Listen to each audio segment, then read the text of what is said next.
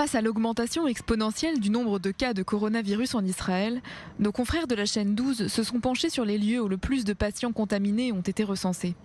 Les données ont été prises sur la semaine écoulée. Au sommet de ce classement, les transports publics.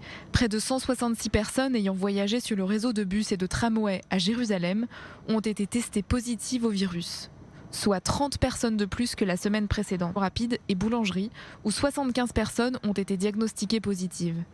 Ici également, les chiffres sont en augmentation puisque seuls 58 cas avaient été détectés auparavant. Les supermarchés viennent compléter ce podium avec des chiffres en baisse par rapport à l'analyse précédente. 69 cas contre 86. Une augmentation inquiétante a en revanche été constatée dans les gymnases et piscines puisque 26 patients y ont été confirmés contre 15 précédemment. Si le gouvernement a décidé lundi de fermer à nouveau les bars et clubs, seuls 11 nouveaux cas y ont été confirmés en une semaine.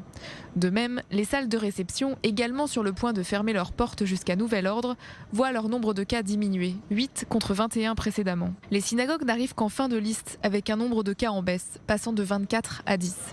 Seuls 4 patients ont été diagnostiqués dans les établissements d'enseignement supérieur ainsi que les hôtels. Faire passer les examens universitaires en ligne afin de minimiser les risques de contamination.